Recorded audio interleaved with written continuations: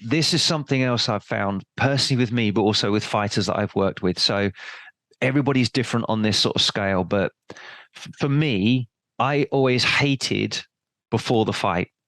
If I could teleport to touch gloves in the ring and the referee says fight, that would be perfect for me, because at that point onwards I'm fine. But all the lead up, the turning up on the day and warming up, all that stuff, I really don't like it. That I could talk myself out of it at that stage and thinking, why am I doing this? But as soon as I'm in there and touch gloves and fighting, it's like, yeah, this is why I do it. I love this bit. And after the fight, feels great, especially when I put on a good performance, win or lose. It's like if that was a good fight and everyone enjoyed it, and I was like, that was a tear up. I really, really love that. But yeah, the whole bit beforehand, I've always found that people would say I look really calm, that I'm a cool customer, but inside I'm all over the place. Sometimes I'm up, sometimes I'm down. So that outward perception is great, that I'd got the poker face, but still inside I was trying to control all of this. And especially when I was a little bit more with the personality traits, a bit more turbulent in how I was, a bit more perfectionist, I learned to kind of relax that off. And like, as long as I'm giving it 100%, I'm happy with whatever happens. That allowed me to sort of temper it all a little bit more. But there's still this roller coaster of like, 1 minute I feel like, yeah, I'm up for this, I'm feeling really good. And then the next minute I've gone all flat again. I'm like, why am I doing this? And I realized that's completely normal, that you're going to be peaks, troughs.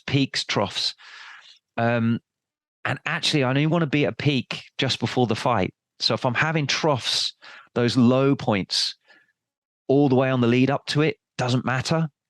All I need to do is trust that I know how to spark myself up and like, I only need to be good when I need to touch gloves, all the way up to that point. Even if I'm walking up to the ring and I'm still feeling like, I'm not sure I'm up for it. I'm not sure I'm up for it.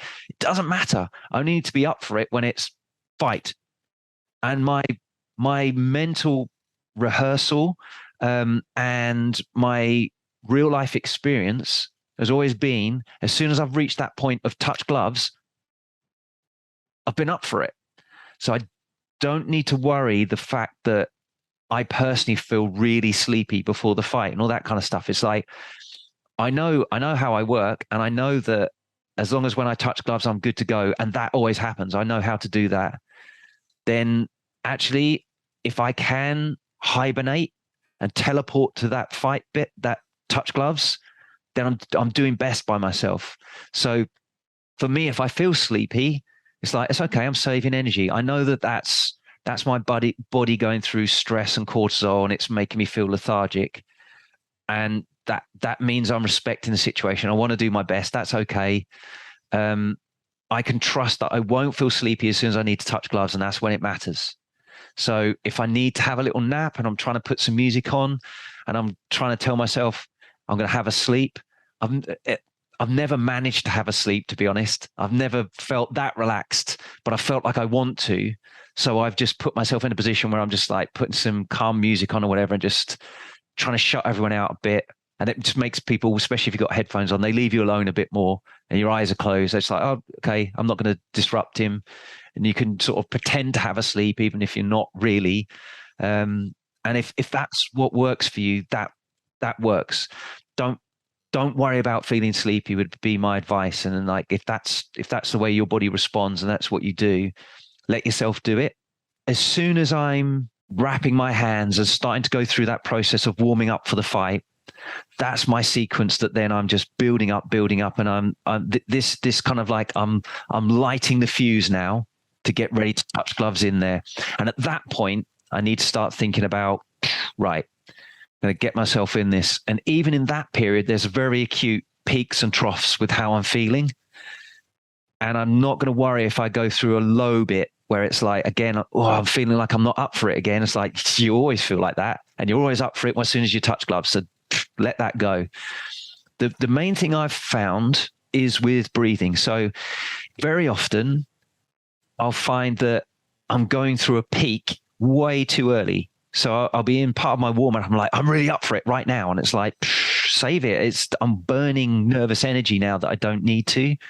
So I will deliberately start breathing in a way that calms me back down again. So something I like for that's really simple is something called resonant breathing. So when you breathe in, that triggers your sympathetic nervous system. That's fight or flight. That makes your heart rate go up, temperature goes up, all the blood vessels dilate, all that kind of stuff happens. When you breathe out, the opposite happens. Your heart rate drops, everything goes and calms down. So if you're breathing in longer than you're breathing out, you're going to rev yourself up. And especially if you're sort of shallow breathing, panic breathing up in your chest. Whereas if you exhale longer than you inhale, and especially if you're using diaphragmatic breathing, that calms you down and starts to trigger your autonomic nervous system to calm down. So a very simple way of doing this then is this resonant breathing. So I'll breathe in for a count of 4, exhale for a count of 6.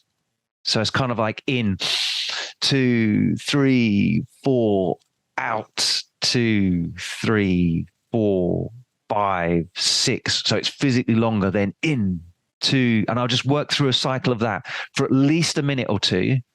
And all of a sudden you're just like, oh, yeah, that's chilled me out a bit. It just starts to bring you down. And the opposite, if I'm starting to feel a bit flat and lethargic, and I'm like, this is now time to spike myself up, I'll start breathing more than I'm breathing out. And I'll actually exhale with a short, sharp, almost my little mental sequence here is I'll breathe in. And then when I'm exhaling, I'll picture myself throwing my hardest combos, and I'll see them landing and rocking him, hurting him, all that kind of stuff. So psychologically, I'm like, I can see myself doing damage. As I'm exhaling like that, I see like, bah, bah, bah, bah, and I see him buckling and getting hurt and getting KO, all this kind of stuff. And that's like, oh, I mean, even just doing that just then, I can feel like my heart rate's just gone up. I can feel there's that bit of adrenaline's come on. It's almost like the headlights behind my eyes have come on. I'm like, whoa, I'm ready now. If I need to do it, that's when I sort of trigger that sort of breathing, that sort of mindset. And I know that revs me up. So we've got like 2 breathing tools. One that calms you down. If you're feeling like, well, I'm peaking too early here, I'm burning through nervous energy, just like chill out, go into hibernation a bit more, bring it down. It's too early. That's the exhaling longer than you breathe in. It's the resonant breathing cycle, and you're just trying to calm yourself down there.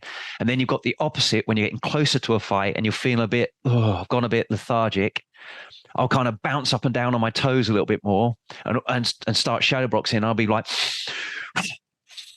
and I might throw some combinations, or even psychologically, I'm just thinking about throwing those combinations and landing. And it's like, oh yeah, that's lifted me back up again. And then again, if I feel like I've tipped over and I've gone a little bit too far, I need to calm myself down again. It would be like, right, 4 in, 6 out, bring myself down. And I'm just constantly trimming that to get it about right. And I just know that, say, as soon as I get through the ropes and I'm in there anyway, I'm game on, and I know my head's going to click. I've been here before. I've done it. I know how I respond. It's now just put into practice everything I've been training.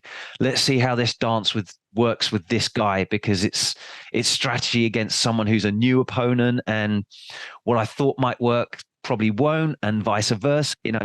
I've got to go with the flow a bit here, but I know I've prepared well. I've got a good technical base that I've been developing. I've got a good physical base that I've been developing. It's now just, can I apply a strategy to mess this guy up more than he messes me up, or is he going to do the same to me? And that's part of the game now. And it's not necessarily who's the best fighter. It's going to be who had the best strategy against the other guy to mess them up more. And I'm going to try and find that. Thanks for listening. If you found this valuable, please like, subscribe, and share with someone else it could help too. Please give the podcast a review or comment below. We'd love to hear from you. As always, you can visit heatrick.com for more Muay Thai performance podcasts, videos, articles, and guides. Catch you next time.